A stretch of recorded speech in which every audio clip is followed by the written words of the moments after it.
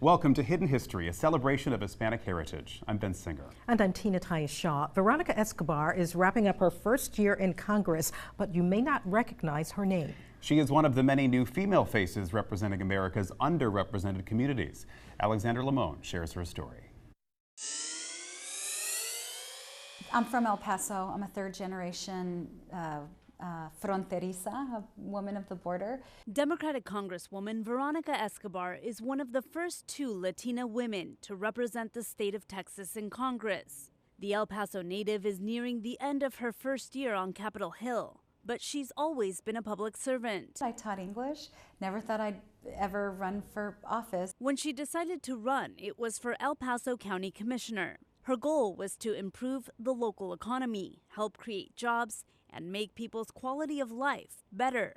Then she ran for county judge. I'm Veronica Escobar. And she says she felt compelled to run for Congress in 2018. I think the border in general has been used as a prop for a long time by politicians. She says her role as a Hispanic American lawmaker provides important perspective. I think the values that I was raised with as a Mexican American woman in a community that is deeply connected to our heritage, to our roots, to our language, to our history, I think that makes an impact on the way that I view the world and I'm sure the way that I legislate. She works hard to share her personal experiences on the border with others. In my community, the immigrants we see are moms with babies, parents, fathers, children.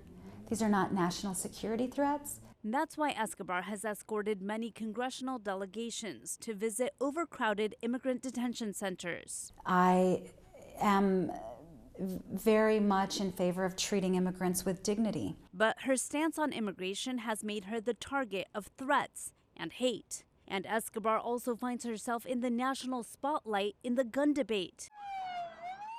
After the recent mass shooting in her city of El Paso, where a gunman targeting Hispanics took the lives of 22 people and injured dozens more. We do have a tremendous amount of work to do. The 2018 midterm elections brought a record number of women and minority members to Capitol Hill. Still, Congress continues to be made up predominantly of white men. When you have one block of people who've always been in power and in leadership, then laws are made to really reflect the priorities of that one block.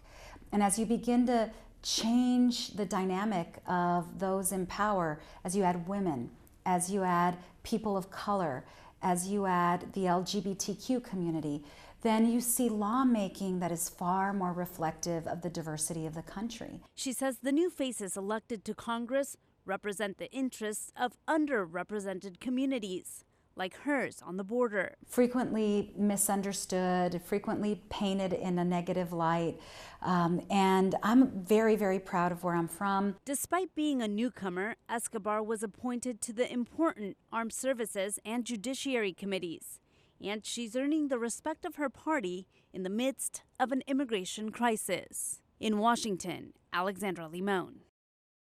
In Tampa, Florida, world-famous Ybor City is best known for its Cuban influences. Melissa Marino shows us now how a historic walking tour is giving people a glimpse of the neighborhood's rich history. You can see it in the architecture, taste it in the food, and smell it in the air. He wants to build what is a lasting legacy, something that will carry his name. Stephen Stamberger is not only a great storyteller, he's a guide with historic walking tours of Ybor, helping to carry on the legacy of the city's heritage, rich in Cuban culture. I'm going to take you back in time, and we're going to take you to the casitas, the factory houses that Mr. Ybor will build and provide for all of the people that come to work here and to live here. And you'll learn what life was like back in those days. It's a little harsh by today's standards. A fitting place to start, the statue of Mr. Vicente Martinez Ybor, the founder of Ybor City and creator of the legacy of Cigar City. The 90-minute tour takes you back to the late 1800s. Walking the brick streets of Ybor, you'll see many pieces of history. Cigar factories, the State Museum, and a spot known to many Cubans as holy ground.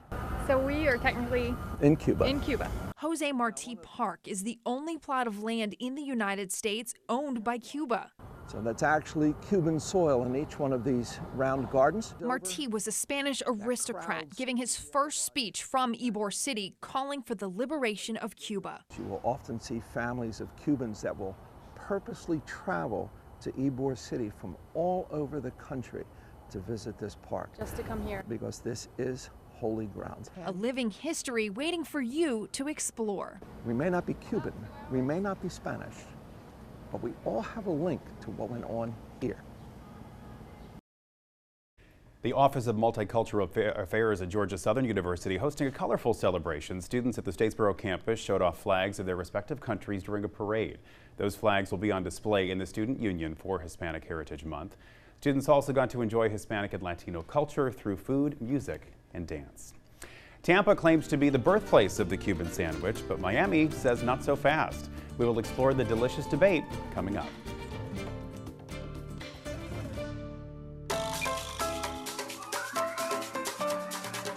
My family is from Mexico, and Hispanic Heritage Month to me is just a month for people of Hispanic and Latino heritage to just showcase their cultural roots. One of the staple events that we celebrate throughout the year is Day of the Dead, and Day of the Dead is to celebrate the passing of maybe your family, but it's a way to showcase that they're in a better place.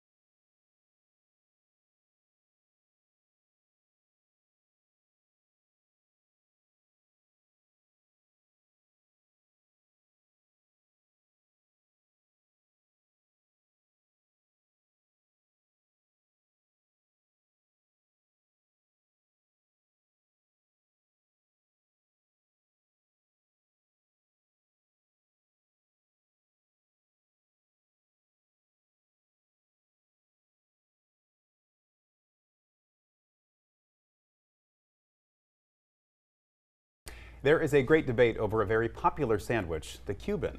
Was it invented in Tampa or Miami? Gail Gallardo went to the famous La Segunda bakery in historic Ybor City to find out. Before the sun rises and the dough rises, bakers at La Segunda Bakery in Tampa's historic Ybor City start prepping the secret ingredient to make authentic Cuban bread, palmetto leaves. This is how we start off our day, early at 5 in the morning. But what we'll do, we'll chop them to the length that we need. We rip leaf by leaf, by hand. Everything's done by hand, mainly in here. We'll set the leaves aside for now. I'll show you later why they are key to baking authentic Cuban bread. First, though, let's explore a bakery that opened its doors in Tampa in 1915, where every loaf of bread is made from scratch by hand. The hands of people who've come from a family line of bakers like Bryant Valdez. I'm gonna be straight up with you. I got 32 years, so I have love and pride for this job. I was 11 years old when I started in the bakery, just helping out and everything. And everyone at La Segunda is like family, working together like a well-oiled machine to roll out perfectly crafted bread used to make the famous Cuban sandwich that longtime bakers will tell you was invented in Tampa. I mean, the Cuban sandwich, which really was invented here. I know, that is the age-old question, but we have always known the answer Yeah, to that. yeah. I'm third generation. And I'm going to fight it all the way to the end. Now that we've got that settled, let's get to baking. This is where heart and soul at. Where we got the boleo, we got the bolas right here. The bolea gets shaped into loaves, which looks easy until I give it a try. You push down harder, push down harder. Don't worry, I can fix it though. You can? Yeah. Next, the loaves get measured, and this is when we need our palmetto leaves. And that's for the face of the bread, which was invented in Cuba over time because they used to use old shoestrings instead of using a knife, which opens up like a flower. As they go, we flip it over and we measure to the stick, as you see. We make sure each loaf is 36 inches, the long bread. The short bread is 18 inches. We measure each one by one. So there's not, you know, they're gonna do their job and we're like machines. This is what it looks like baked into the bread. The idea came from this man's father. Copeland Moore is now the third generation of family to run La Segunda. And today he's making sure with modern day shipping that this bread makes its way across the country. We discovered a way to transport the bread out of the area. So now it goes all the way up to Alaska, out to California, Texas, throughout the entire United States. Where it's used to make the popular Cuban sandwich. The popularity of the Cuban sandwich has really taken off recently, and so a lot of restaurants that are outside of the state might try to use a different bread, a hoagie bread, or a different kind of roll, but now the availability is there for authentic Cuban breads. So how do you make a real traditional Cuban sandwich? Joyce Mar Encarnacion showed me that first it starts with La Segunda Cuban bread, then secret sauce. This is a mayo, deli mustard, garlic, and a little bit of pepper mix. Okay. This is what everybody loves. Next, you layer the bread with Swiss cheese, salami, ham, and pulled pork. This is our mojo pork. You can eat it cold or hot pressed, but no matter how you serve it up, its mouth-watering deliciousness will take you back in time to where real Cuban bread is handmade. And the Cuban sandwich was born right here in Tampa, Florida. Copeland's grandfather was born in Spain and moved to Cuba to learn how to make Cuban bread. He started making sandwiches to feed the factory workers in Ybor City that hand-rolled cigars. Music and dance are at the heart of Latin culture. And one of our own is getting a lesson from a pro. That is next as we continue our celebration of Hispanic heritage.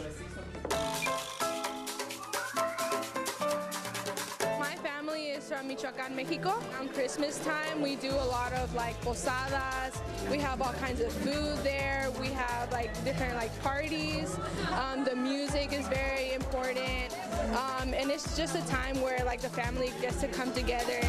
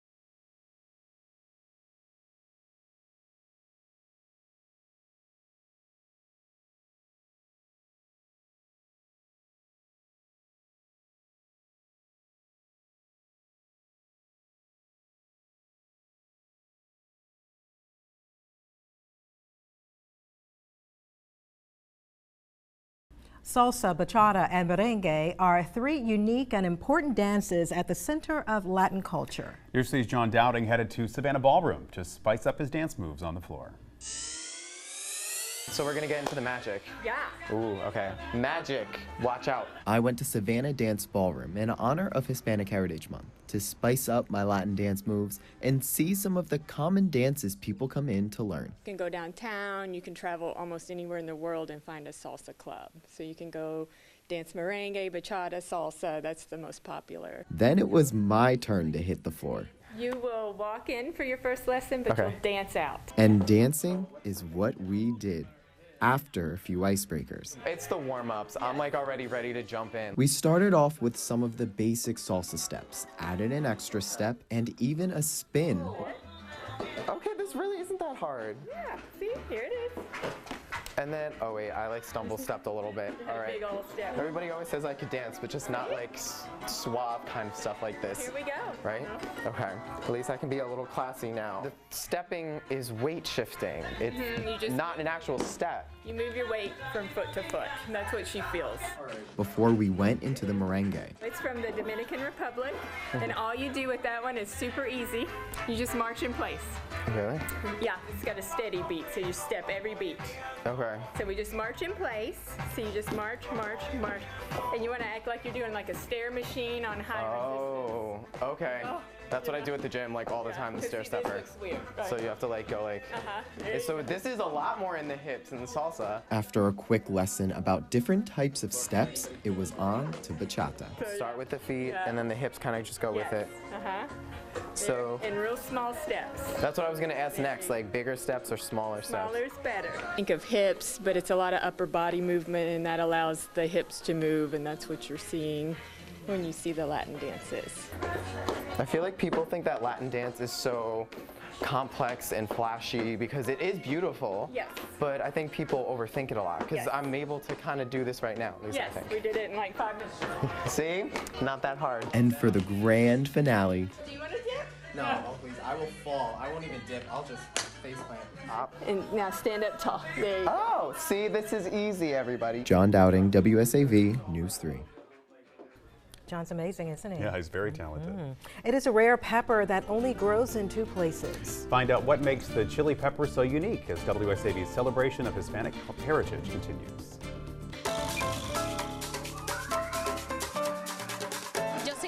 Rico y mi familia es de Puerto Rico también. Pues a mí me encanta compartir la música que nosotros escuchamos. Ahora mismo mucha gente que es famosa es de Puerto Rico y están representándolo. Me encanta compartir la cultura, las tradiciones que mucha gente no tiene conocimiento y nosotros como una familia unida siempre nos llevamos mano a mano.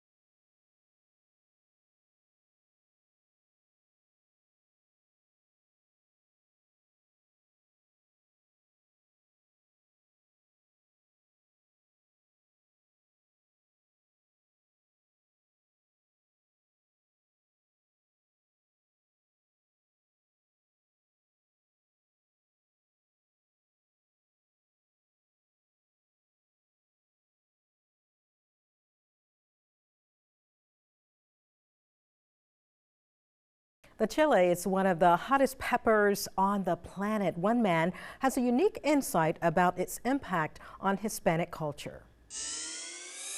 From an evolutionary standpoint and from a genetic standpoint, there's nothing quite like it. Hello there, I'm Claudia Garofalo. And I'm Dee Cortez. We are sitting outside of Rocky Ford, Colorado. And we're here to learn all about the Pueblo chile and where it originated. And I can tell you that the history is just as spicy and rich as the culture. Dr. Mike Bartolo is the vegetable crop specialist at the Arkansas Valley Research Center at the Colorado State University. You can see the wall thickness is significantly larger on this, and that makes it more, when it roasts, it holds up a little bit better. 30 years ago, his father gave him a bag of seed that belonged to his uncle, Harry Moscow. Yeah, this is the original bag of seed that I received from my uncle that gave eventually rise to the Moscow variety or the Pueblo chili variety that we grow today. It was from this bag of seed Bartolo found one plant that was a little bit different than other varieties. Genetically, it's very diverse from some of the existing varieties that are found in New Mexico and other places. The Pueblo chile is a mirasol, which means looking at the sun because it grows upright towards the sky. It has a thicker wall and is much hotter than a typical pepper. But how hot is it? It's fairly pungent, meaning it's got a lot of spiciness with it. It's about 5,000 Scoville units, which is pretty pungent relative to, say, a typical long green chili found in New Mexico, which might be 1,000 Scoville units. Before Bartolo genetically perfected the Pueblo chile, the deep-rooted history of this pepper dates back thousands of years ago. It has this genetic relationship to a strain of chili that was first found in the Oaxaca region of Mexico. It is believed the chile made its way into the Colorado region somewhere around 1910. After that time, some of the local growers began growing that strain, and it became very popular, and they began to save their own seed. And so it became very localized, adapted for that region in Pueblo, Colorado. And over the years, the Pueblo chile has become a part of Southern Colorado heritage and deeply ingrained in the culture. Well, it's interesting because Pueblo is really an eclectic mix of different ethnic groups. You know, we have Italians, we have Hispanic community, we have people from Eastern Europeans settling in the area, largely brought there by the steel industry. But chili in general has been incorporated into a lot of those cultures. You know, even in our culture, I can remember going in and eating chili and having green chili incorporated into that food. So it's kind of a metaphor for Pueblo in general, because it became incorporated into the culture, and we have all these different cultures coming together, but it really kind of was a ribbon that bound all these cultures together because it became incorporated into their different cuisines. The pepper's popularity was the starting foundation for the Pueblo Chili and Frijoles Festival, which brings in more than 100,000 people into southern Colorado each year. I think chili has so many emotional ties. It's because we all have these stories and we all have a connection to that food somewhere. Green chili's not only tasty, but it's also high in vitamin C and vitamin A. So we asked Dr. Mike Bartolo if he had a Pueblo chili a day. I can't handle the Pueblo chili. So I've been eating chili, and people ask me, what do you think of the Pueblo chili? And I says, it's too hot for me. I like it, but I like it incorporated into different types of foods. I'm so disappointed, Mike. I know. Well, the creator of the Pueblo chili can't eat it, but we thought we'd have Claudia put it to the test.